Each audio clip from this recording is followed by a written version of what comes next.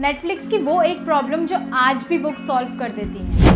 Netflix की वो एक प्रॉब्लम जो आपने कभी नोटिस नहीं करी होगी। हम रील स्क्रॉल करते हैं, यूट्यूब शॉर्ट्स देखते हैं, नेटफ्लिक्स देखते हैं, एक रील आती है दूसरे पे स्क्रॉल करते हैं। हम इतना कंटेंट कंज्यूम करते हैं, पर आपने कभी नोटिस करा कि एक महीने बाद हमें कितना याद रहता है?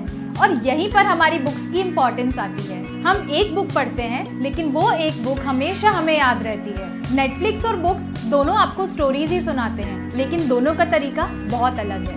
नेटफ्लिक्स आपको सब कुछ दिखाता है, कैरेक्टर्स बताता है, उसकी आवाज़ कैसी है बताता है, उसका घर बताता है। लेकिन जब आप एक बुक पढ़ते हैं तो स्टोरी आपके माइंड में क्रिएट होती है। आप कैरेक्टर्स को इमेजिन करते हैं, सीन्स को इमेजिन करते हैं, डायलॉग्स को महसूस करते हैं, और यहीं पर आपकी इमेजिनेशन की मसल स्ट्रांग होती है। आज के जनरेशन के पास इंफॉर्मेशन की कमी नहीं है, लेकिन इमेजिनेशन की कमी ज़रूर होती जा रही है। हम इतना कंटेंट डेली कंज्यूम कर रहे हैं कि खुद से लगभग इमेजिनेशन करना भूल गए हैं। इसलिए बुक्स सिर्फ एंटरटेनमेंट नहीं देती, वो आपके दिमाग को एक्टिवली काम करने पर मजबूर कर देती है। एक और इंटरेस्टिंग बात, नेटफ्लिक्स का एक शो आप 8 घंटे में बिंज वॉच जरूर कर सकते हो और कुछ दिनों बाद आप उसकी स्टोरी भूल सकते हो। लेकिन कभी कभी एक अच्छी बुक सालों तक आपके साथ रहती है। उसके कैरेक्टर्स याद रहते हैं, उसकी लाइन्स याद रहती हैं, और कई बार उसकी वजह से आपकी सोच भी बदल जाती है।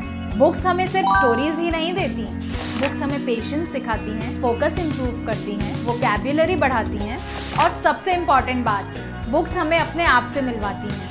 कभी किसी कैरेक्टर में हम खुद को देखते हैं, कभी किसी कहानी में अपनी ज़िंदगी, और कभी किसी लाइन में हमें वो जवाब मिल जाता है जो हम काफ़ी टाइम से ढूंढ रहे होते हैं।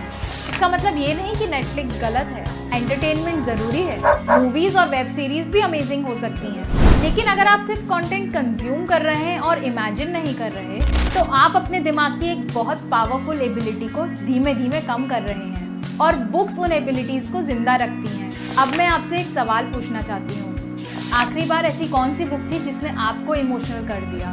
कौन सी ऐसी बुक थी जिसका कैरेक्टर या डायलॉग आपको आज भी याद है?